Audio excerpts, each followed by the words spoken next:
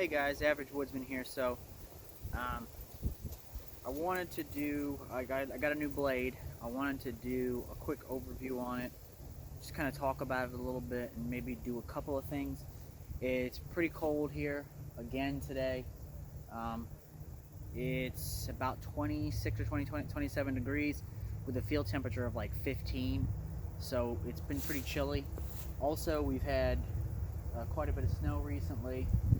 Um, so the knife I want to talk about is the Bark River Bravo 1.5. So this is actually the second Bravo 1.5 that I've owned. The first one was,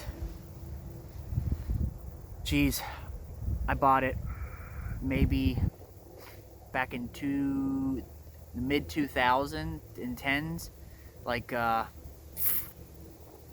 I can't remember when I bought it, honestly. I probably bought it about 7 or 8 years ago. I'm not exactly sure. But I traded it or sold it or something. It was also, like, let me show you guys. So this is it. This is the blade. I've used it a little bit. I took it out on Monday and took it out in the woods a little bit and used it. So this is the blade. It's a 5.8 inch cutting edge. This one is an A2. It has a thick stock. I want to say the stock is like 0.21, something like that. It's about 7/32, something like that. Feels good. A2 tool steel, which is one of my favorite steels. I'm not a big fan, as you guys know, of the super steels. This one actually has a really sharp spine on it. The other one that I had back in the day did not have this sharp of a spine on it. I actually had to grind the spine down.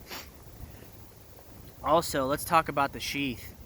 The new sheath that they have for this knife is awesome. I like the original sheath that came with it, but this one is just so much better. I want to say it's called the multi-carry sheath.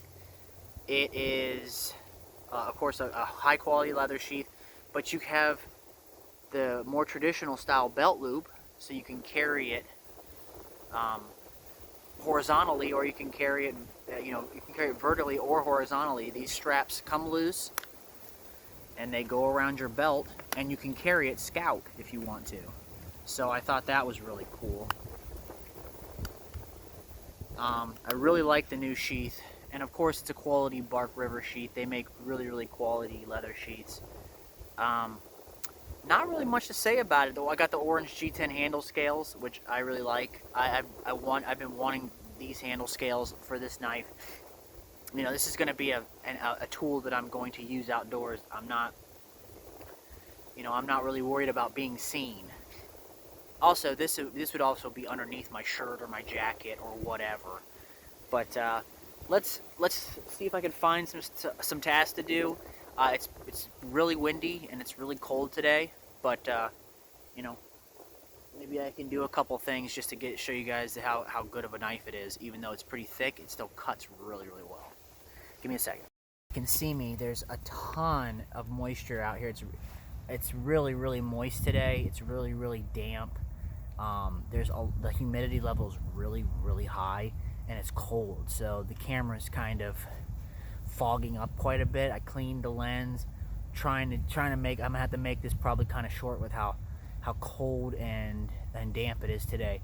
But like I said, I'll do a couple of tasks with it. Eventually, I'll do a full review on it after having it for a little while. I already know how good of a knife Bark River makes. I've had, I don't know, a dozen or so Bark River knives over the years, and this is actually, like I said, my second Bravo 1.5, but like I said, I'll do a couple things.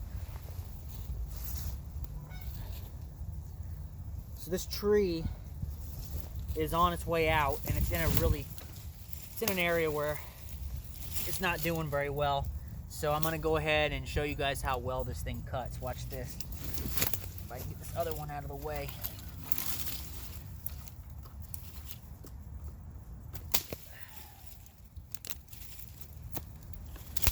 And this is a pretty thick tree. It is starting to die off a little bit, but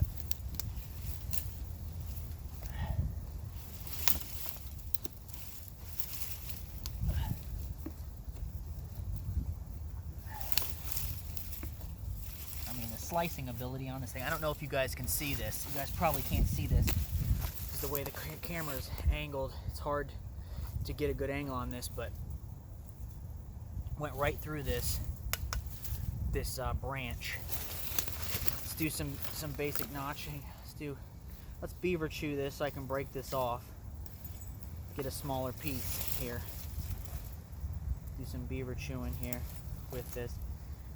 For a knife that has such a thick spine, it's not quite a 1/4 inch, but it's pretty close.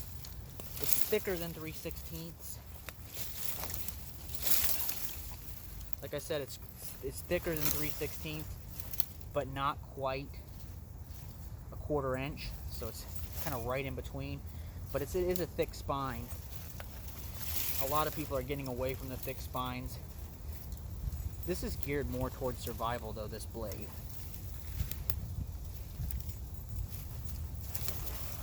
This thing just really digs in.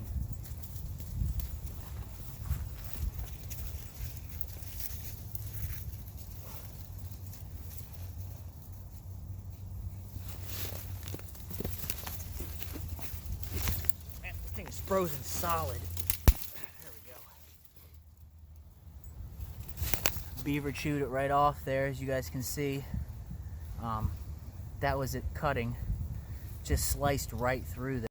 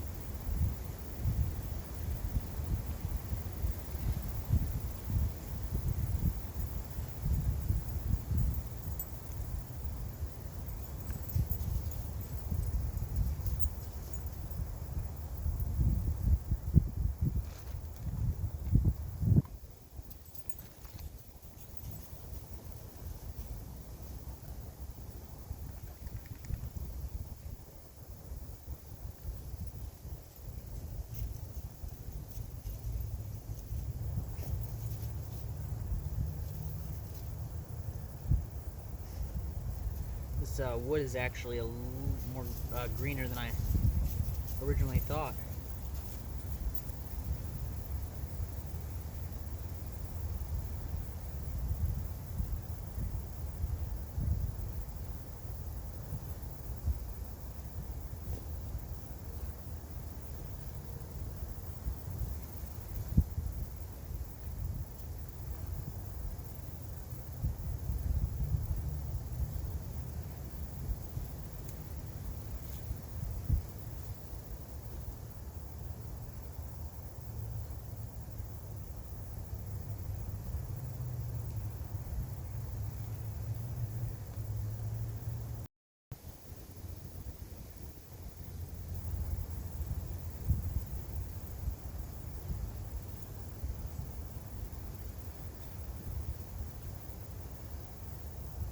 I'm telling you, for such a thick knife, I mean, it's not as thick as like an SC5 or something like that, but the grind on the SC5, I've also owned an SC5, and I can tell you that that thing was a tank, but it did not slice well.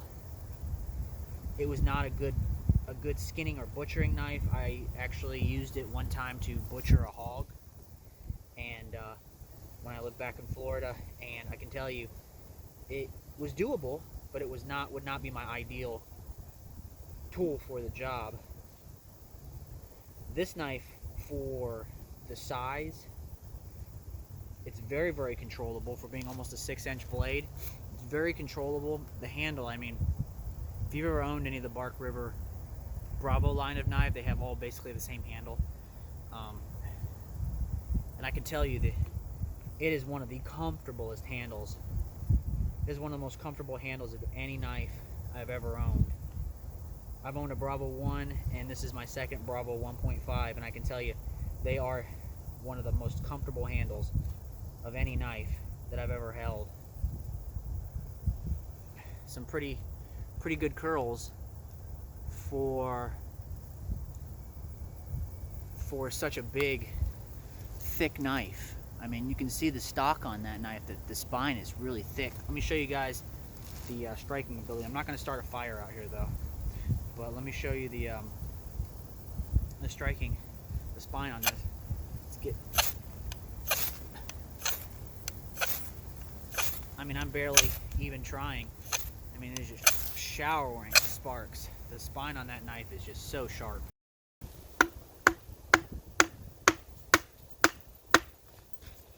No, go on. Here, take the stick and go.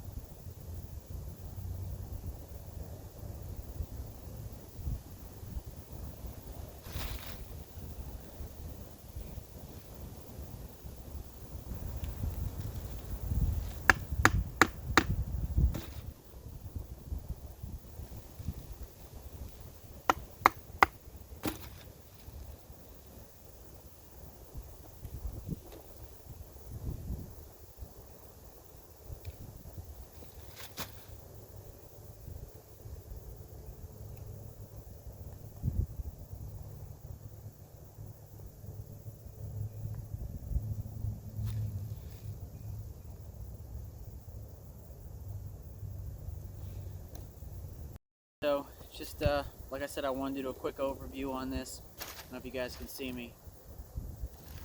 Been having some trouble with my tripod too. I think it's just this weather. It's just so damp out here. It's so wet out here, and it's really cold, and it's really windy. So just want to do a quick overview on the blade.